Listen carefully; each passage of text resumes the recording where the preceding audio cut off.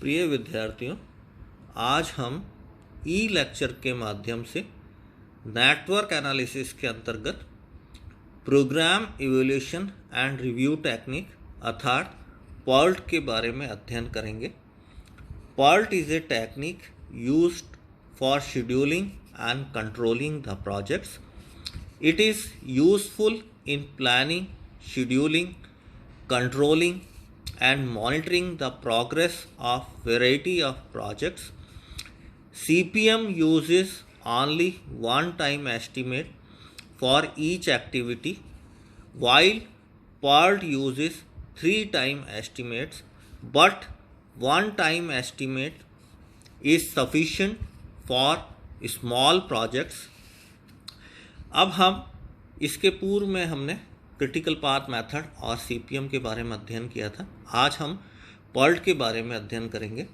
अब सबसे पहले मैं आपको ये बताना चाहूँगा कि CPM और PERT में क्या डिफरेंस है। Difference between CPM and PERT. CPM is a activity oriented technique while PERT is the event oriented technique. CPM has one-time estimate while PERT has three-time estimate. जो PERT की problem से हम network को solve करते हैं उसमें हम three time estimate लेते हैं. PERT is based on the assumption that operation time cannot be estimated accurately because of the various uncertainties involved in the working. To take these uncertainties into account, therefore PERT uses the following three time estimates.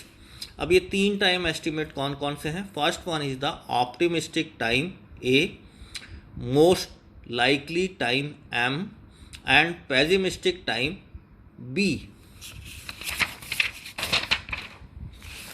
अब सबसे पहले हम optimistic time देखेंगे. Optimistic time, in this it is assumed that everything will go well, therefore it is the estimate of the minimum possible time which an activity takes in completion under ideal condition. अर्थात हम ये मान के चलते हैं कि जिस तरीके से हमारी प्लानिंग है और सब कुछ हमारी प्लानिंग के अनुसार ही हमारा वर्क संभव हो सकेगा और जितना समय हमने किसी एक्टिविटी के लिए सोचा है उतने समय के अंदर वो हमारी एक्टिविटी पूरी हो जाएगी. तो इसको हम ऑप्टिमिस्टिक टाइम कहते हैं. दूसरा टाइम है most likely time.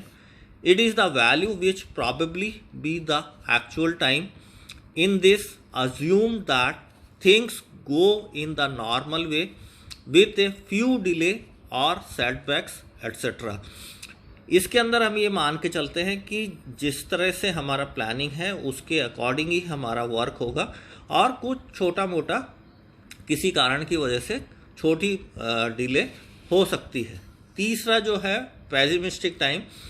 This time is based on the assumption that everything will go badly, thus it is the maximum possible time taken for the completion of an activity. इसके अंदर pessimistic time के अंदर हम ये मान के चलते हैं कि सब कुछ हमारी प्लानिंग के अनुसार नहीं होगा, सब कुछ एडवर्स होगा.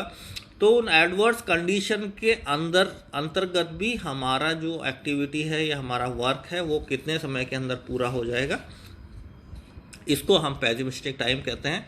अब इसके बाद में हम एक्सपेक्टेड टाइम निकालेंगे. एक्सपेक्टेड टाइम और average time. According to the beta distribution, we can get the expected time or TE. TE is equals to 1/6 A plus 2/3 M plus 1/6 B, and this is equals to A plus 4M plus B upon 6. तो इस तरीके से जब भी हमारे पास PERT की problem होगी हमें तीन टाइम एस्टिमेट मिलेंगे. Optimistic time, most likely time and pessimistic time A, M और B.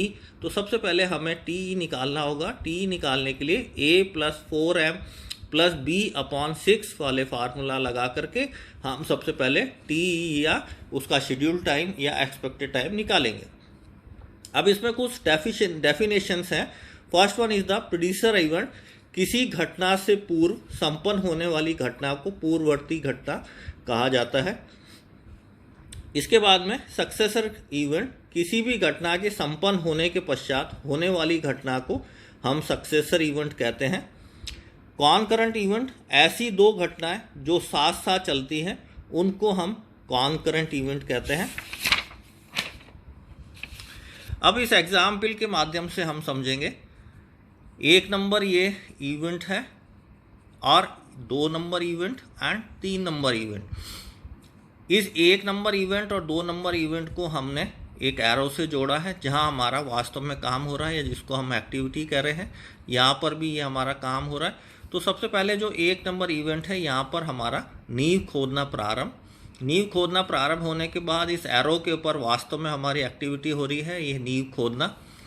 फिर नींव खोदना समाप्त हो जाएगा, उसके बाद में नींव भरना प्रारंभ, फिर नींव भरना, और इस तरीके से नींव भरना समाप्त हो गया। तो नींव खोदना या नींव प्रारंभ करना, नींव खोदना समाप्त के लिए नींव खोदना प्रारंभ, नींव खोदने समाप्त के लिए प्रीडिसर इवेंट है। मतलब ये नींव खोदना जो हमारा समाप्त जो इवेंट है, इसके लिए ये जो नींव खोदना प्रारंभ है ये हमारा प्रीडिसर इवेंट है, और नींव खोदना समाप्त हमारे नींव खोदना प्रारंभ के लिए सक्सेसर इवेंट है।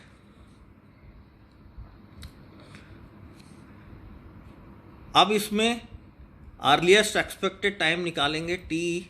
It is the earliest expected completion time of the project and is equals to the sum of the expected time for all activities along the longest path of the project. And second one is the latest allowable time, TL. It is the largest possible time. It is largest possible time an event can take without delaying the final completion date. And then third one is the slack. It is the difference of latest allowable time, TL, and the earliest expected time, T, and slack is equals to TL minus T. इसके बाद में हम इसको एक example के माध्यम से समझने का कोशिश करेंगे। धन्यवाद।